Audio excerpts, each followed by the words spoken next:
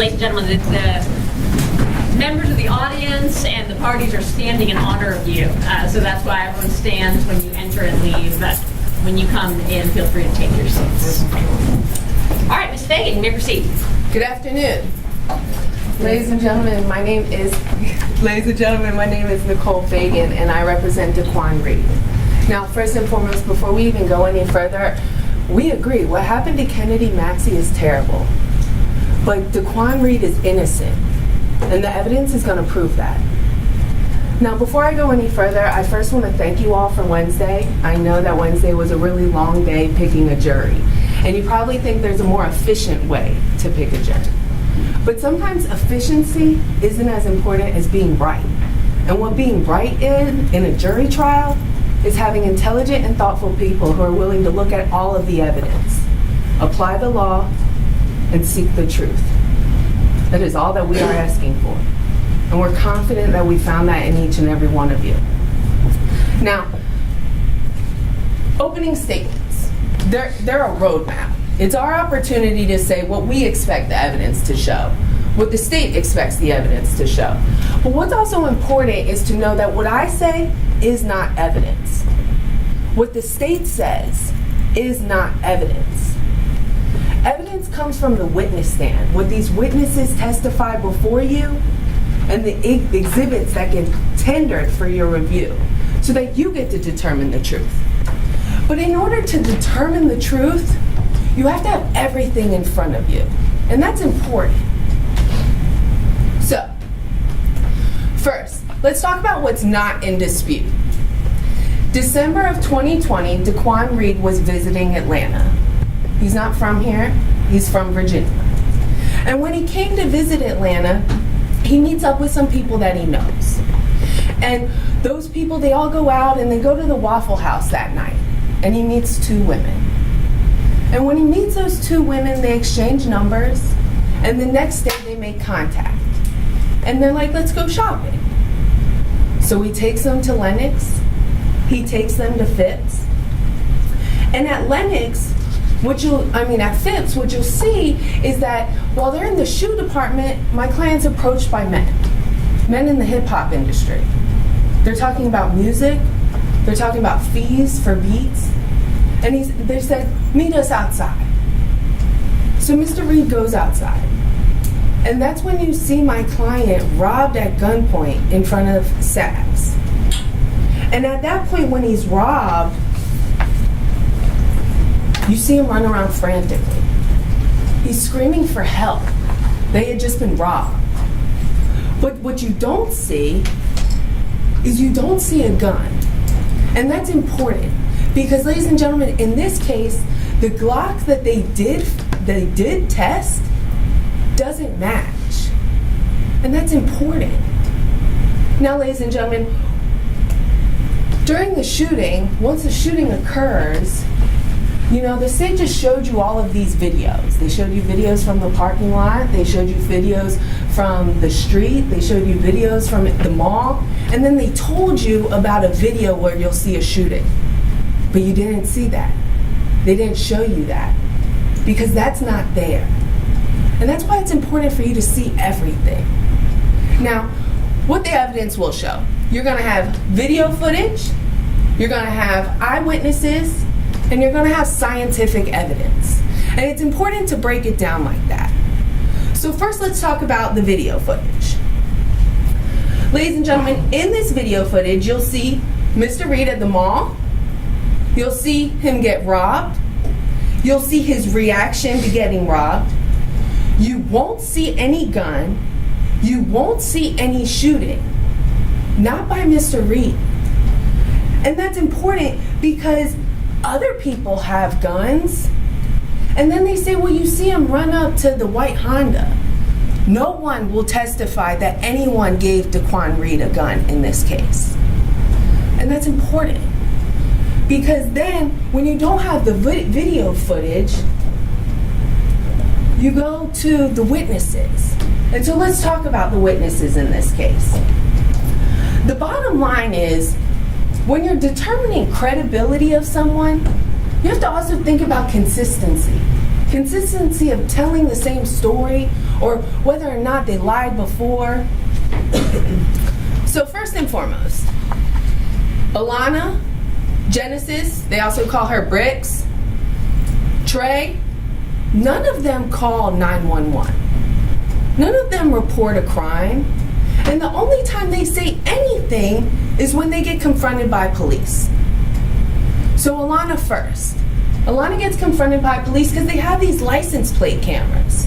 And when Alana gets confronted by police, who the state's already told you they thought the females could have potentially set up my client in an armed robbery, when they confront Alana, Alana's story, oh, it was Mr. Reed. It was 4 to 6 shots. And that's important because no evidence will corroborate her story. No scientific evidence matches. The crime scene won't match. The video footage won't match. The autopsy, the trajectory won't match their story. So then why lie? So then after Alana meets with the police, she tells them to call Genesis, call Bricks. And then Bricks gives a story. And at this time, they hadn't talked to Trey. Trey doesn't meet with the DA's office one of his 4 times because it wasn't just on September 10th, it wasn't just on September 24th, it wasn't just in April of this year, but it was also July 29th they met and they signed this proffer agreement again. And not only does Trey not call 911, but when Trey does meet with the DA's office, he doesn't bring 1 lawyer. He doesn't bring 2 lawyers. He brought 3 lawyers to this meeting. And so when Trey is at the meeting, the first couple meetings, he's just lying about anything. He doesn't own a gun. He's never shot a gun. So why lie? And then at the 3rd meeting, Mr. Dutcher plays the recording back for Trey. Shows him, hey, you're lying. Why are you lying? And he still didn't have an answer. That's a problem because that's credibility. And this case is important. So when he meets with the police, with the DA's office on the 3rd time, now at this point he's willing to say, yeah, I had a gun, I had a small gun, it was a teal gun. And then they go into these pictures of Mr. Reed. And the problem is the pictures will show absolutely no evidence of guilt. The pictures are to make you feel a type of way, make you not like my client, but not evidence of guilt. I'm sorry, I'm going to object to argument. And obviously that's not a proper purpose to use those photos. Sustained, Ms. Megan, try to stick to what you anticipate the evidence showing. What the evidence will show is that these pictures, especially the pictures where he's showing money in my client's pocket, of some form or nature he was asking to be robbed. That's not fair. Objection, Judge. This is improper for opening statement. Those photos will be admitted to corroborate the testimony of witnesses and to corroborate the type of weapon the defendant had, not for any other purpose. Let's just try to stick to what we anticipate the evidence showing. What we'll see in the audio recordings is that the first time Trey says, it was like bang. And then Trey says, it was like bang, bang, bang. Then the 3rd time he says, it was like bang, bang, bang, bang, bang, bang, bang. None of his stories corroborate the evidence. And that's important. Because the family members of Kennedy, what the state said, has been consistent. He said it was pop, pop, pop, and then there was a loud bang, and that the loud bang sounded closer. So the state just showed you 2 .40 calibers and 2 9mm. And so now, let's talk about what the scientific evidence is. Because after Alana says it was Mr. Reed, boom, case closed. There's a warrant out for Mr. Reed. Nothing further. That's why the DA's office says, well, that's when we had to go and do some more investigation. Because there was nothing more than what these 3 individuals said about Mr. Reed. No actual evidence that indicates any guilt. And that's important. So the CSI, look at the trajectory. The trajectory will not match the stories of these witnesses. The GBI ballistics, they tested 2 9mm shell casings, they tested a .40 caliber shell casing, and the Glock that does not match the weapon used, the bullet in this case, and the autopsy doctor. This is all important scientific facts that is simply not corroborated by this story that these 3 individuals told.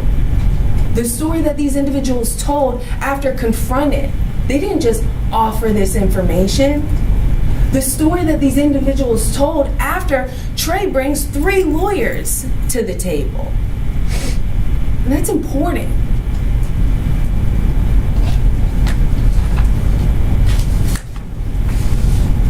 So then, the ballistics don't match, the crime scenes don't match, and the problem is, once you tell a lie, then all your truths become questionable. Objection. All right. Let's just try to overrule, but let's just try to stick to what we anticipate the evidence showing.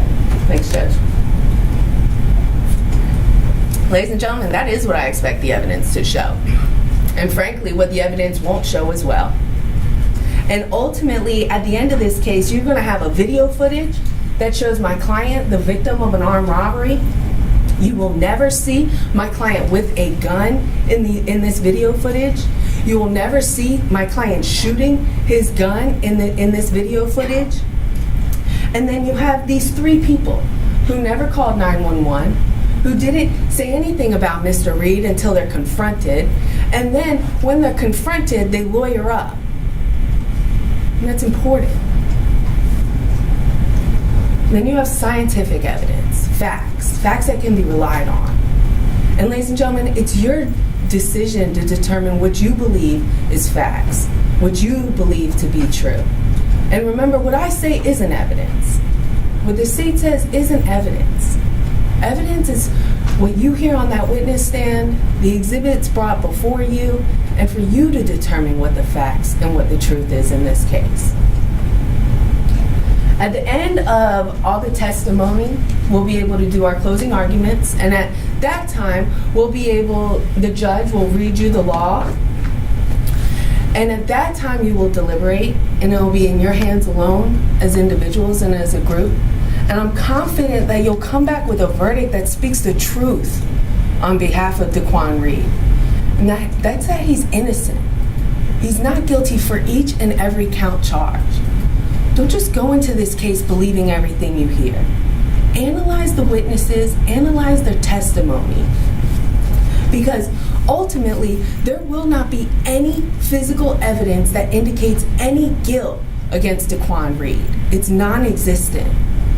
And that's because he's innocent. Thank you. Thank you very much.